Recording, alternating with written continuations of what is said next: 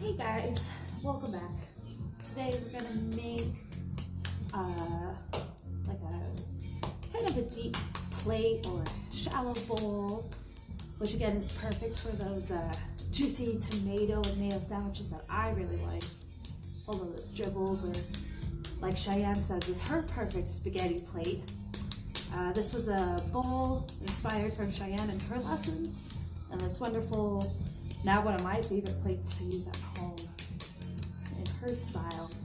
So again, we're going to take our ball of clay and you're going to slap it back and forth with an open and relaxed hand. We're compressing the clay, making it nice, dense, strong clay body. Avoiding using our fingertips, making those air pockets that will explode. So once you feel the clay is nice and dense and round or spherical, we're going to take our ball of clay and just drop it on the table. So you're going to notice you're going to compress one side of the clay, and whatever we do to one side, we must always do to the opposite side, or the parallel side, if you will. So we're going to take our clay and slam it back down. And we're going to turn it that quarter turn, slam it down, and do that every so often. And what we're going to make again is another piece of slab. The slab is a flat piece of clay. That's how we're going to distribute the mass. Just more slab work. So now I'm just going to use a nice kind of relaxed palm. Same thing. Pick up the clay with the fullness of your hand and turn it that quarter turn and flip it over. Just don't forget, whichever direction you stretch the clay out the most in, that's the direction you're going to shrink the most in. And that's again where those cracks and warps and fissures happen. So which you have to make sure to distribute the mass of the clay evenly in every single direction. So that's what we're doing with these quarter turns and flipping. Just don't forget, you also have the atmosphere side and the side that works against gravity, the table. So open, relaxed palm. Open, relaxed palm. Open, relaxed palm. Do those quarter turns. And when I pick up the clay or the slab, notice I'm using the fullness of my hand, supporting the full surface area of the clay the best that I can. If we pick it up with our fingertips at all, like it's a piece of paper, it will, that's again those places where it's more likely to crack, warp, and fissure. And this gets more important when you work with the larger slabs. So the best way to learn to do slab work is, of course, making it by hand, and then eventually that you can translate that into a slab roller. But if you can't do it by hand, your larger slabs, when you go bigger, will end up suffering a lot of cracks, warps, fissures. So we're gonna turn it that quarter turn and flip it. We get about the size of our dowels, and we want to work in gradual thicknesses because again, clay doesn't like large discrepancies. It doesn't like thick to thin. So again, we're distributing the mass evenly and slowly throughout this whole process, so that our pieces will not explode or break. So when I roll fingertips past the wrists. And again, we're gonna turn a quarter turn and turn over our slab, because we gotta compress both sides of the clay body, both the side exposed to the atmosphere and the one on the tabletop. Roll fingertips past the wrists. Again, using these nice long fluid motions. You want to get away from using choppy little motions like this, because again, that will cause that thick to thin spot, and the clay will probably remember that, and then more than likely crack, warp, break, fissure. So now I notice my clay is no longer expanding, so I'm going to move down to my 3/8 dowels. And these dowels are great. You can pick them up at any hardware store, or any two pieces of wood that are about the same size. You can roll your rolling pin. Roll with your rolling pin. So again, picking up my clay with the fullness of my hand and turning and flipping.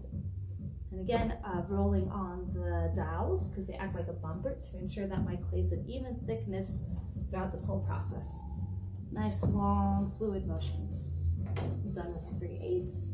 Now I'm going to move down to my 1/4 inch, so that way I have more control over the space of my piece, the surface area, my volume, everything. Evenly, slowly. patiently distributing that mass. And then when you've done this, 10,000 times, you'll understand how you work, your personal body mechanics, the way your body works in relationship to the clay. And then don't forget also your environment too has a large factor on how you work as well. And you'll figure that out as you go, what your flow is,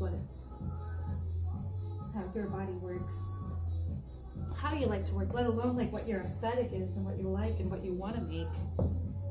And that's what's so cool about clay, is that you can take it in any direction you want, as long as you enjoy. It's all that matters. So we're rolling fingertips past the wrists. And then, that looks good. So I'm getting to about the size I need. Actually, that is a really good thickness, I think, for how big this piece is. So I will leave it at that. So I'm going to use, again, another hot mold simple former.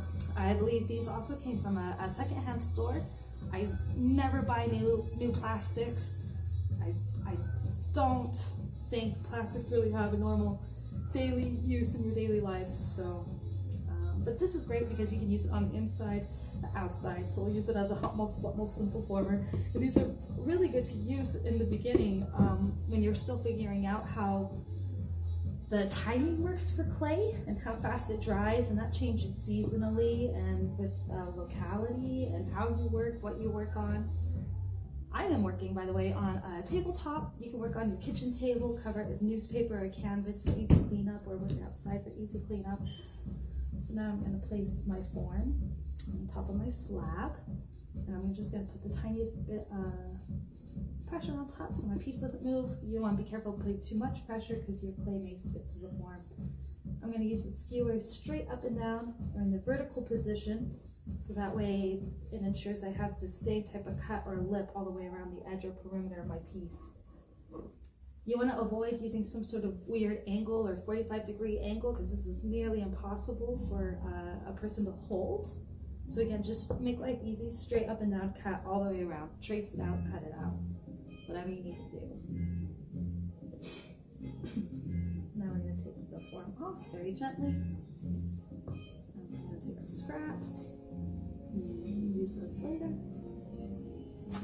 Now you're going to notice on your cut, not only is the cut aerated around the edge, but there's also two parts of your cut. The cut that's exposed again to the atmosphere and the cut that's exposed to the table. So you have two 90-degree angles. The one that's exposed again on this top part, and then the one on the table. So we need to compress that and make that dense again.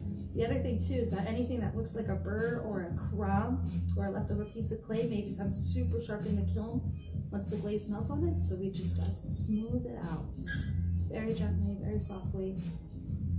Go around the whole edge or perimeter. And again, don't focus on your mistakes and don't focus on your imperfections. So just keep going around very gently and softly. And everything will work themselves out. Soft, gentle, long, continual strokes. Making a nice, strong lip. And whatever we do to one side, we gotta do to the other side. So very gently, gingerly lift up your slab. And again, I'm supporting it with the fullness of my hand the best I can. And very gently set down your slab. If we just slam it down or dropped it down, our clay will misshapen our form we just created, and they'll become oblong. So just very gently, very softly from here on out. And same thing, I'm working on that hard edge, that 90-degree edge or angle, all the way around the edge of perimeter. And again, don't focus on your imperfections and don't focus on your mistakes. Just keep going and believing in your piece. And believe in yourself. Believe in the process. And everything will be fine. So that's nice and smooth. That looks good. So I'm going to do the bottom first. So I'm going to put my little chalk, little signature. And then I also recommend for you guys to write your name. My name is Melly. And what's the date today?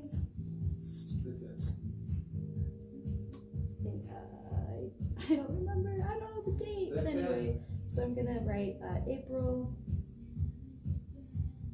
2020, and the year I feel is super important, not for just myself or 10 years from now for myself, but say 10,000 years when they dig these up. It'll give it time and place.